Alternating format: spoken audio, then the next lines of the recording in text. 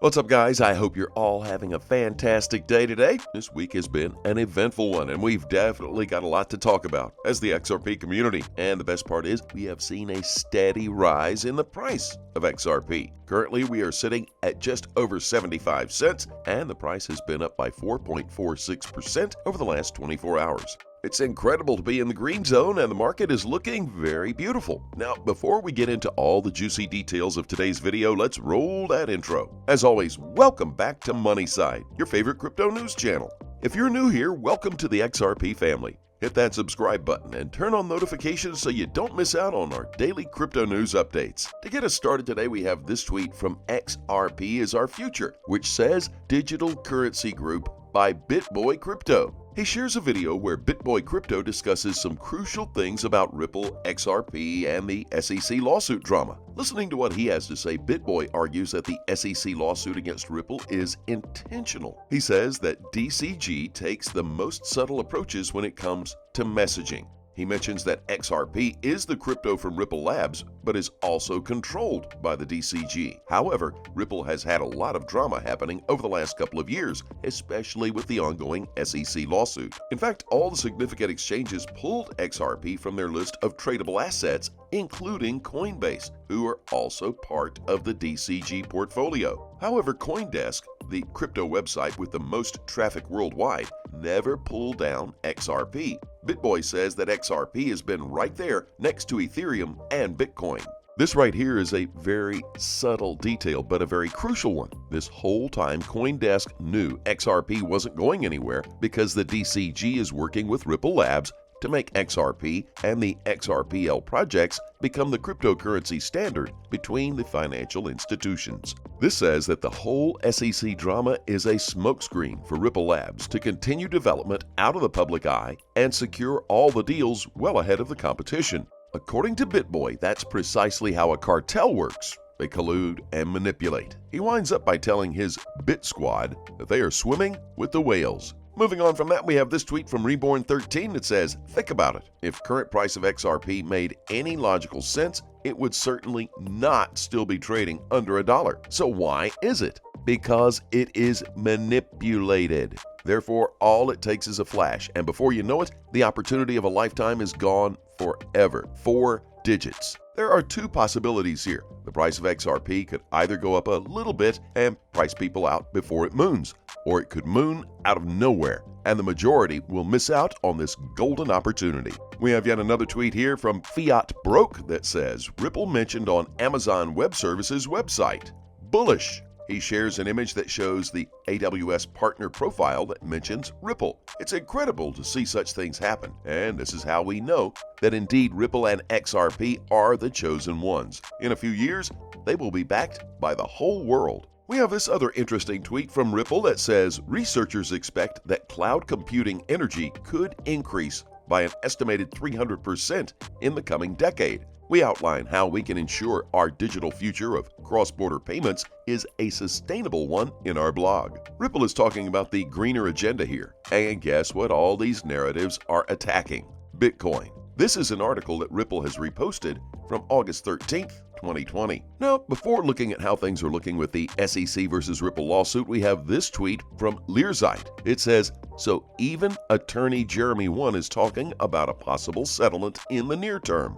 The Sunshine meeting yesterday wasn't canceled, and the price of XRP is pumping. These are just my observations. This is a fascinating perspective about the Sunshine Act meeting that took place. Now, as we proceed into this next section, we'll be looking at this article on financefeeds.com. We have the headline, SEC v. Ripple, Strange Things. Hint that settlement is in the works. I want us to go through this article and pick out the essential details that have been shared here. Now, the article says, a number of strange things have caught the attention of attorney Jeremy Hogan, who now believes the deposition of William Hinman never took place. The Securities and Exchange Commission filed a complaint against Ripple Labs and individual defendants, Brad Garlinghouse and Chris Larson, for the sale of unregistered securities, implicitly pointing to XRP as a security.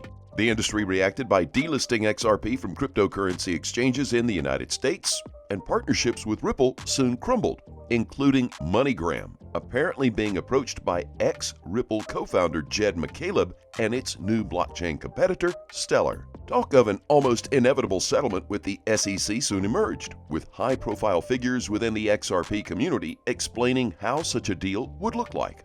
In late June, and judging by the state of affairs, attorney Jeremy Hogan said he didn't see the case being decided at summary judgment until early 2022, maybe January. As to a potential settlement, that is likely to be after at least the close of fact discovery, and that is now early September and even more likely to be after October 16th. Read the whole analysis here. That overview might have changed dramatically after a series of strange things happening since June, culminating in the silence from Ripple after the scheduled deposition of William Hinman on July 27th, which transcript cannot be accessed. Attorney Jeremy Hogan suspects the sworn testimony never took place. First, I don't think the deposition of Director Hinman took place this last Monday. If it had, where is the transcript to be filed under seal for an in-camera review by the judge? And where is the motion to compel Hinman to answer certain questions? Strange things first occurred as the judge granted the defendant's motion in regard to discovery related to Bitcoin and Ether, which are relevant for the Howey test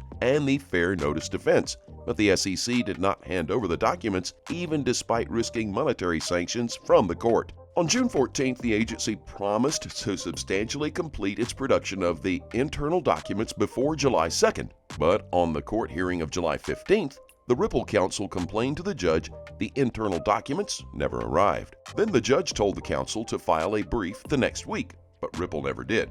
Attorney Jeremy Hogan also noticed how the SEC was desperate for the deposition not to go forward, and how quickly the SEC and Ripple reached an agreement regarding the terms of the testimony.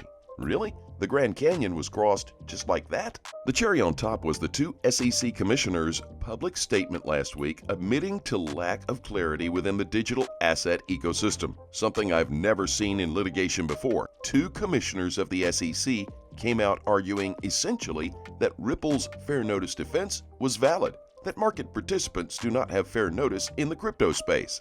That public statement was added to Ripple Labs and the individual defendants' motions on fair notice and to dismiss the case respectively. The SEC responded to both letters, but only the individual defendants replied back to complete their record. Wow! Did Ripple blow it? Do Ripple's 23 lawyers need more than 9 days to draft a 3-page reply brief? Or wait for it, or is it possible, yes, even likely, that Ripple didn't bother to file a response to the SEC because it didn't need to? And Ripple didn't need to file a reply because there were serious discussions regarding, say.